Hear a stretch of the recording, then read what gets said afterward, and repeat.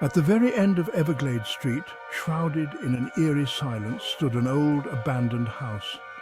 It was a dilapidated Victorian mansion, its once bright paint now faded and peeling. Its windows, like vacant eyes, stared out blankly. The house cast a long, ominous shadow that stretched across the street. It seemed to grow longer as the sun began to set. Number 13, as it was known, had been empty for as long as anyone could remember. No one dared to venture near it. Whispers of strange noises and unexplained events kept even the most daring adventurers at bay. The house stood as a grim reminder of a forgotten past, shrouded in mystery and fear. The old house was more than just a building. It was a living, breathing enigma. It held secrets, whispered rumors of its former occupants, and breathed an air of palpable dread. Its presence loomed over Everglade Street, a constant reminder of the darkness that lay hidden beneath the surface of the ordinary. Ellie was different from other children her age. She wasn't afraid of the dark. In fact, she found it intriguing. The unknown fascinated her. She devoured mystery novels, her mind always buzzing with questions about the unexplained. So, it was no surprise that the abandoned house at the end of Everglade Street held a particular allure for her. Ellie would often find herself drawn to the edge of her yard, staring down the street at the imposing silhouette of the house. She would imagine the stories the old walls would tell if they could talk. She yearned to unravel the mysteries hidden within its decaying walls. Each time Ellie looked at the house, she felt a strange pull. It was like the house was calling out to her, inviting her to uncover its secrets. She knew that stepping foot on the property would be stepping into a world unknown, a world of shadows and whispers. This didn't frighten her, it only fueled her curiosity. Halloween was fast approaching and the air was thick with anticipation. A group of kids, Ellie's friends, stood huddled around her, their faces illuminated by the flickering light of a street lamp. They were discussing the local legend of the haunted house on Everglade Street. "I dare you to go to the house, Ellie," Ryan, the tallest of the group, challenged, a smirk playing on his lips.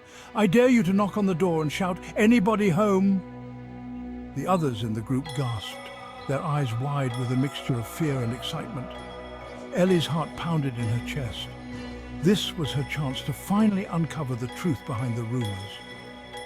The dare hung in the air, heavy with unspoken fear and thrilling possibility. Ellie knew she couldn't back down. This was more than just a childish game. It was a test of her courage, a chance to prove that she wasn't afraid of the unknown. She looked from Ryan's challenging gaze to the shadowy silhouette of the house at the end of the street. A slow smile spread across her face. Section 4. Creaking Steps and Icy Whispers. The old iron gate groaned as Ellie pushed it open, the sound like a mournful wail in the stillness of the night. Armed with only a flashlight and her insatiable curiosity, she stepped onto the overgrown path leading to the house. Her friends followed close behind their earlier bravado, replaced by nervous whispers. Each step on the creaking wooden porch felt like walking a tightrope between bravery and folly. The air grew heavy, filled with the smell of damp earth and decay. A sudden gust of wind rattled the broken windows, sounding eerily like whispered warnings.